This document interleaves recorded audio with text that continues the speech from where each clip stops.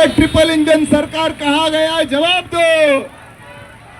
अरे पाणी आमच्या हक्काचं, अरे पाणी आमच्या हक्काचं। सिंचन भवन पळवणारे विखे पाटील मुर्दाबाद। सिंचनाचं स्थलांतर नाही चलेगा। औरंगाबाद छत्रपती संभाजीनगरचं कार्यालय पळवणं बंद करा। डॉक्टर बाबासाहेब आंबेडकरांचं, छत्रपती शिवाजी महाराजांचं सर्व कार्यालय मराठवाड्याचे हक्काचे, सर्व कार्यालय मराठवाड्याच्या हक्काचे, जलसंपदा मराठवाड्याच्या हक्काचं, जलसंपदा मराठवाड्याच्या हक्काचं। अरे गली गली में शोर है, अरे गली गली में शोर है, अरे गली गली में शोर है।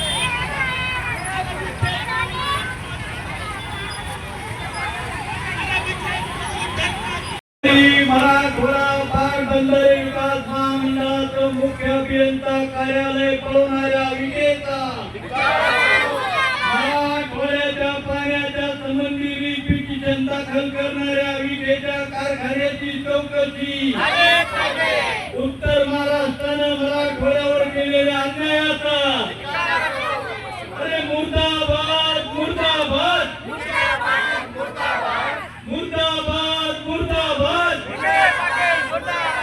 मराठवाड्याच्या हक्काचं पाणी, मराठवाड्याच्या शेतकऱ्याच्या आत्महत्येला जबाबदार असणाऱ्या विखे पाटलाचा, हजारो शेतकऱ्याच्या तोंडाचा घास पळवणाऱ्या विखे पाटलाचा, मराठवाड्यात गरिबी आणणाऱ्या विखे पाटलाचा, मराठवाड्यामध्ये बेरोजगारी आणणाऱ्या विखे पाटलाचा, मराठवाड्याच्या हक्काचं पाणी, छत्रपती शिवाजी महाराज की जय, छत्रपती शिवाजी महाराज की जय, डॉक्टर बाबासाहेब आंबेडकरांचा, डॉक्टर बाबासाहेब आंबेडकरांचा।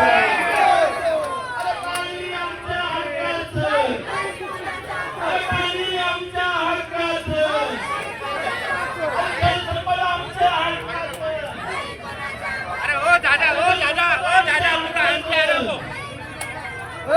जवाब तुमको देना होगा, देना होगा, देना होगा, जवाब तुमको देना होगा, देना होगा, देना होगा। पालकमंत्री मुर्दाबाद, मुर्दाबाद मुर्दाबाद, पालकमंत्री मुर्दाबाद। मुर्दाबाद मुर्दाबाद। मराठवाड्याच्या संरक्षण झालंच पाहिजे, झालंच पाहिजे, झालंच पाहिजे, मराठवाड्याच्या कार्यालयाचं संरक्षण केलंच पाहिजे, केलंच पाहिजे, केलंच पाहिजे। पाटबंधारे विभाग आमच्या हक्काचा।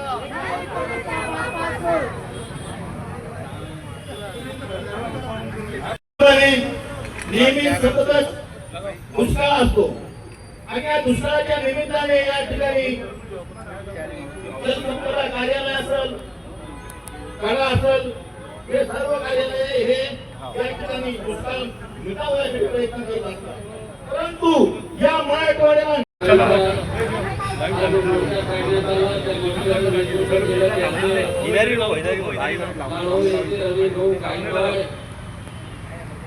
सर्वात या ठिकाणी उपस्थित असलेले अशोक डोळस, अभयजी, सर्वच मान्यवर, सर्व माता भगिनी, नेता नाही, ज्यांनी मंडळाची मान्यता नसताना फक्त आदेशावरून मान्य कार्यकारी संचालकांनी हा निर्णय घेतलेला आहे आणि म्हणून आमची मागणी आहे की पहिल्यांदा हा निर्णय रद्द करावा। आणि दुसरी आमची मागणी आहे की आमचं जे मराठवाड्याचा जे मांदाडे समितीची नेमली होती मराठवाड्याच्या पाण्यावर ती त्वरित बरखास्त व्हावी। आम्ही 48.59 म्हणजे 65% वर नसल्यावर या मराठवाड्यामध्ये वरून पाणी सोडण्याचा कायदा आहे क्रमनेही पाणी पद्धतीनं, परंतु तो कायदा अंमलात न आणता हे नगर आणि नाशिकचे लोक आमच्या विरोधामध्ये आमचे विखे पाटील आणि हे सारे पश्चिम महाराष्ट्रातले छगन भुजबळ सहित सारे लोक आमच्या विरोधात ती कोलेबाई सर हे सर्व पिटिशन दाखल करतात त्यांच्या कारखान्याच्या वतीनं. म्हणून 15 ऑक्टोबरला पाण्याची डेडलाईन असताना आम्हाला 30 ऑक्टोबरच्या नंतरच समजा पाऊस कमी पडला तर आम्हाला पाणी मिळतं. आता सध्या आमचं मराठवाड्यावरचं फार मोठं नुकसान झालेलं आहे. आमची जी जवळपास 49 लाख हेक्टर जमीन जी आहे त्या 49 लाख हेक्टरपैकी फक्त आमची 20 लाख हेक्टरपर्यंत आमची जमीन दिसते आणि बाकीची 29 लाख हेक्टर जमीन जी आहे ती खऱ्या अर्थानं इथं पडीत आहे. आणि पडीत असल्यामुळं त्याला 5 पिढ्यापासून पाणी न मिळाल्यामुळं आमच्या भागातला शेतकरी अत्यंत गरीब आहे आणि पर्जन्यमान कमी आहे. त्यातलं त्यात हे पाण्याचा प्रॉब्लेम निर्माण करतात उत्तर महाराष्ट्राचे विखे. आणि त्यामुळं मराठवाड्यामध्ये या ठिकाणी त्यांच्या कार्यकाळात 1300 आत्महत्या झालेल्या आहेत. म्हणून त्यांच्यावर मनुष्यवधाचा गुन्हा दाखल करण्यात यावा. घाट का घातला होता कार्यालय स्थलांतर? मला असं वाटतं विखे पाटील अत्यंत व्यावहारिक माणूस आहे. त्याला या गोदावरी मराठवाडा पाटबंधारे विकास महामंडळात जेवढ्या जमिनी आहे जेवढ्या बिल्डिंग आहे त्या साऱ्या बिल्डरला द्यायच्या आहेत आणि म्हणून त्यांनी हे सारं काम कारस्थान केलेलं आहे. आणि आमच्या भागामध्ये खऱ्या अर्थानं विखे पाटलाला माननीय मुख्यमंत्र्याला आमची विनंती आहे फडणवीस साहेबाला की याला पहिल्यांदा त्या आमच्या गोदावरी खोरेचा जो चार्ज आहे त्यांच्याकडं तो चार्ज काढून घ्या, नसता त्याला मंत्रिमंडळातून काढून टाकावा अशा पद्धतीची मागणी. दादा, पश्चिम महाराष्ट्राचे नेते जसे एकत्र येतात तसे मराठवाड्याचे नेते पाण्याच्या प्रश्नावर एकत्र काय एकतर मराठवाड्यामध्ये आता आम्ही सर्व एकत्र येण्याची प्रक्रिया सुरू झालेली आहे. आता थोड्याच वेळा डॉक्टर कल्याण काळे साहेब आहेत खासदार आणि अंबादास दानवे हे स्थानिक स्वराज्य संस्थेच्या निवडणुकीच्या निमित्तानं त्यांचा दौरा आहे धाराशिवला, त्यामुळे ते येऊ शकले नाही. ते म्हणत होते सकाळी 9ला मोर्चा काढा, पण 9ला लोक येत नाही. आणि म्हणून आमचं जे आहे ते आम्ही साऱ्या मराठवाड्यातल्या लोकांना एकत्रित करणार आहोत. आमच्या इकडचे जे आमदार आहेत शिवसेना भारतीय जनता पार्टीचे म्हणजे शिंदे गटाचे त्या आमदारापैकी आपला आमदार आपला मंत्री आमचा संजय शिरसाट आहे, पण त्याला पाण्याचं काहीच कळत नाही. आणि त्यामुळं आणि तो त्याला विखेला जबाबही विचारू शकत नाही एवढी शक्ती यांच्याकडे नसल्यामुळं हे मराठवाड्यातले मंत्री आणि आमदार त्यांना घाबरतात. प्रत्येकाला काहीतरी आपलं स्वतःचं काम करून घ्यायचं आहे म्हणून मराठवाड्यातल्या शेतकऱ्याच्या आत्महत्या वाढतात, बेरोजगारी वाढते. आजपर्यंत मराठवाड्यातल्या जवळपास 5 लाख लोकांनी मुंबई येथे स्थलांतर केलं आणि स्थलांतर होऊन आमच्या भागातले लोक त्या ठिकाणी गेले पोटापाण्यासाठी. आणि याला जबाबदार फक्त आमचे लोक आहेत. 72पासून आमची परवड चालू आहे. म्हणून आमची मागणी आहे की विखे पाटील आणि उत्तर महाराष्ट्रापासून मराठवाड्याला फार मोठा धोका आहे. आणि आमचं जे त्यांनी पाणी पळवलं 50 TMC त्याच्यामुळं त्या 50 TMC पाण्याऐवजी आम्हाला समन्यायी पाणी वाटपाचा कायदा आला. परंतु आमचं 81 असताना त्यांचं 196 TMC पाण्याऐवजी 157 भरलं. परंतु मराठवाड्याच्या पाण्याचा वाटा न ठरल्यामुळे मराठवाड्याला आतापर्यंत न्याय मिळाला नाही. नाशिकला घेऊन जातात ते कार्यालय, कधी विखे पाटलांच्या लोणीला आणि नगर जिल्ह्याला घेऊन जातात, काही कार्यालय ते नांदेडला घेऊन जातात.